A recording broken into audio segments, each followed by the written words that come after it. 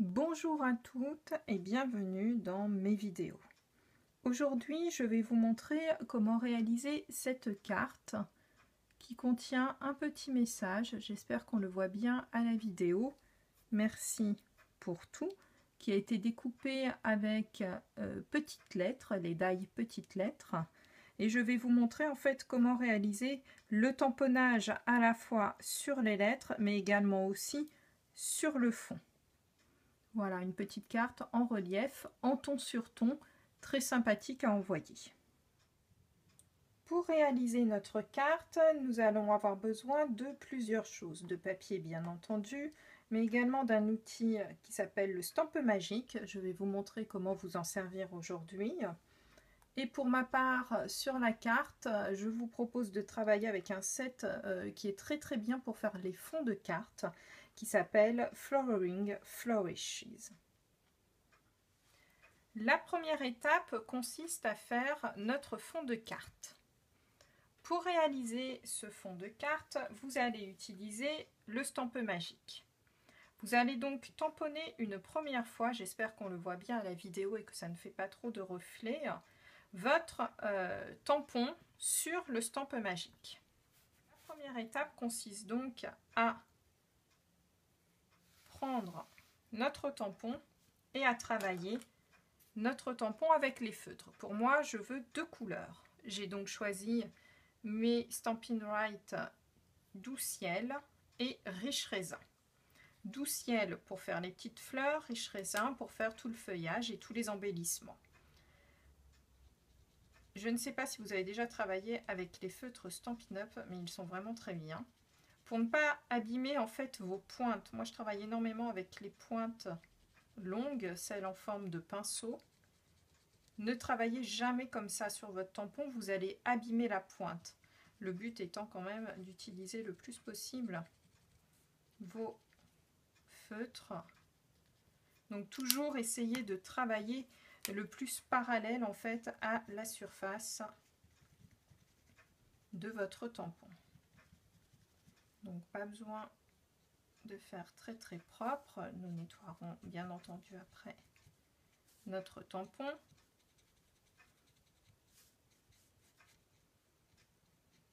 Je vous le montre très rapidement.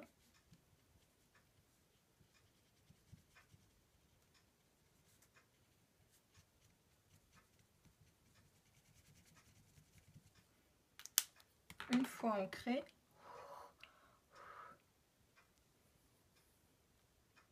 vous allez donc prendre votre motif comme vous souhaitez le mettre.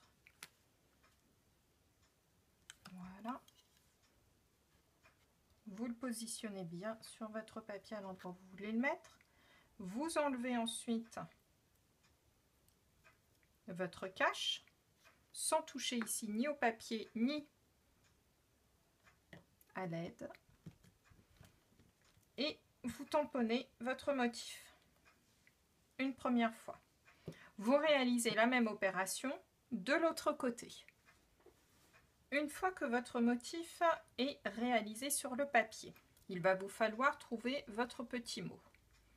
Personnellement, j'ai utilisé le die Happy que nous avons dans le catalogue printemps-été de cette année. Une fois votre mot collé, il vous reste donc à repositionner en fait votre motif exactement au même endroit. Pour cela, vous allez utiliser votre Stampe Magique. J'ai réancré en noir pour que vous voyez bien le motif que je vais positionner à nouveau comme il faut sur la carte. Voilà, exactement sur le motif précédent. Une fois tamponné, voici ce que l'on obtient. Donc, notre mot qui se fond en fait dans le papier et le motif qui réapparaît par-dessus. On va désormais maintenant embellir notre carte. Pour embellir ma carte, j'utilise, pour rester dans les mêmes tons, du papier sable du Sahara, du papier doux ciel également. Et j'ai découpé comme embellissement des petites plumes issues du set For Fever avec le die assorti, ce qui est très pratique pour découper nos petites plumes. Première étape, nous allons positionner notre carte sur le papier sable du Sahara. Ma carte fait 8 cm de haut sur 20 de long. Mon papier sable du Sahara est légèrement plus grand de 0,5 mm en haut et 0,5 mm en bas pour faire une jolie bordure. Voilà, tout de suite ça donne un peu plus de relief. Afin de donner encore un peu plus de relief, j'ai pris du papier doux ciel et je réitère la même opération. Mon papier doux ciel est donc lui également un petit peu plus grand par rapport au sable du Sahara, toujours 0,5 mm en plus en hauteur et en longueur.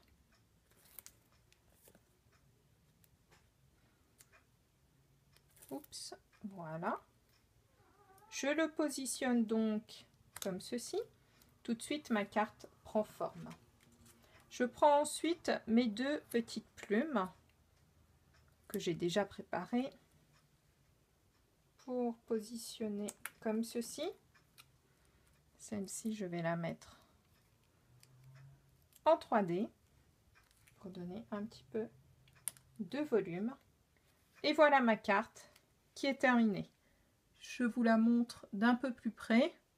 Vous avez donc le mot qui se fond dans le papier et les plumes. À bientôt pour une nouvelle vidéo, j'espère.